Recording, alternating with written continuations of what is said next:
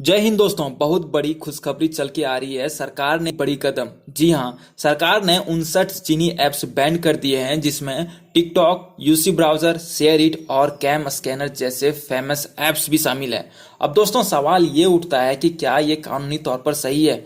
जी हाँ, ये कानूनी तौर पर बिल्कुल सही है, क्योंकि ये ban section 69A of the information technology act 2000 के तहत किया गया है, जिसके अनुसार सरकार उन सारी वेबसाइट और ऐप्स को बैन कर सकती है जिसमें उन्हें लगता है कि ये देश के हित के लिए होगा, या फिर अगर सरकार को लगे कि कुछ वेबसाइट या ऐप्स आम पब्लिक के लिए खतरा बना हुआ है या निजी इंफॉर्मेशन चोरी हो रही है, तो सरकार उन सारी चीजों पर आम पब्लिक की एक्सेस को बंद कर सकती है, या फिर उस साइट या वो सारे ऐप्स को पूरी तरह से ब्लॉक कर सकती है।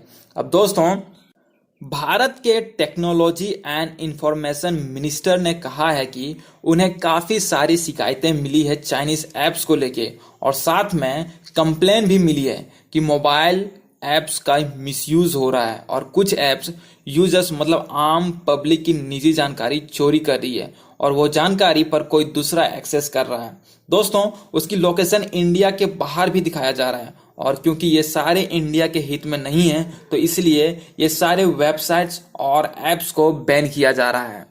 अब दोस्तों सवाल ये भी है कि इस बैन को इन्फोर्स यानी कि कार्यकृत कैसे किया जाएगा।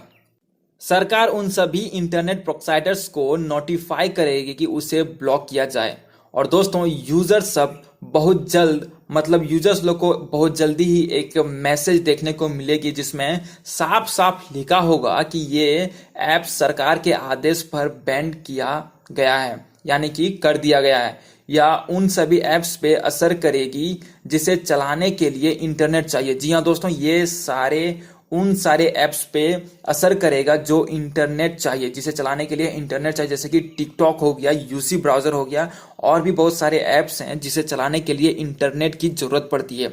लेकिन दोस्तों, यूजर्स कुछ ऐप्स का यूज कर सकते हैं जिसे ऑन प्लेटफॉर्म इंटरनेट नहीं चाहिए, जो बिना इंटरनेट के भी चलती है, जैसे कि कैम स्कैनर हो गया। तो दोस्तों उन सारे ऐप्स को चला सकते हैं, लेकिन दोस्तों इंडियन गवर्नमेंट ने उन सारे जो ऑन प्लेटफॉर्म इंटरनेट नहीं चाहिए उन सारे ऐप्स पे को भी बैन कर दिया है, जैसे कि कैम स्कैनर है।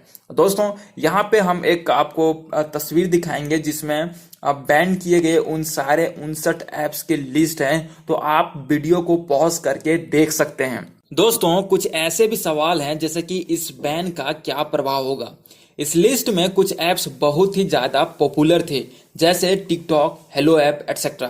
दोस्तों वह यूजर्स जो यहाँ पर फेमस थे अपने कंटेंट के लिए और उनकी कमाई यहाँ से होती थी, उन्हें ये बैन प्रभाव डालेगा, क्योंकि कुछ ऐप्स के इंडिया में ऑफिसेस थे, तो उसके एम्प्लॉयज भी अपने जॉब्स खो देंगे। लेकिन दोस्तों अगर स्वदेशी को आगे बढ़ाना है और देश को सुरक्षित बनाना है, तो छोटी छोटी कुर्बानियां देनी पड़ेगी।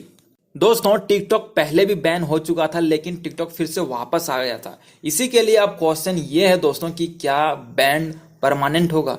दोस्तों टिकटॉक पहले ही सरकार एक बार इंडिया में बैन कर गया था, पर कोर्ट के आदेश पर इसे वापस लाया गया। लेकिन दोस्तों क्योंकि इस बार 59 ऐप्स को बैन किया गया है और ये बैन नेशनल सिक्योरिटी को ध्यान रखते हुए किया गया है और निजी जानकारी चुराए जाने के कारण हुई है, तो इस सारे ऐप्स को वापस आने की जो चांसेस है वो बहुत ही कम है। मगर दोस्तों अभी कुछ कहा नहीं जा सकता है। अगर टिकटॉक या फिर इन सारे ऐप्स अपनी जो गिल्टी है वो प्रूव नहीं कर पाते हैं, तो हो सकता है कि इन सारे ऐप्स को इंडिया में वापस लाया जा सके। लेकिन दोस्तों सारे हिंदुस्तान और मेरा ये मानना है कि इन सारे ऐप्स को हमेशा हमेशा के लिए इंडिया में बैन कर देना चाहिए। आपकी क्या राय है दोस्तों, आप हमें कमेंट करके बता सकते हैं। और दोस्तों उम्मीद करते हैं कि ये वीडियो आपको अच्छी लगी हो तो इस वीडियो को जितना हो सके उतना शेयर कीजिए, ताकि सबको पता चल सके कि इन सारे ऐप्स को इंडियन गवर्नमेंट ने बैन कर दिया है। अब इसे चलाना अच्छी बात नहीं है और हमें हमारे देश को सपोर्ट करना है, हमारे देश के बहादुर सिपाहियों का भी सपोर्ट करना है। और दोस्तों ऐसे ही वीडियोस देखने के लिए हमारे चैनल को सब्सक्राइब कीजिए और साथ में बेल आइकन दबा के नोटिफिकेशन ऑल कर लीजिए, ताकि नए वीडियो की अपडेट आपको हमेशा मिलती रहे। धन्यवाद।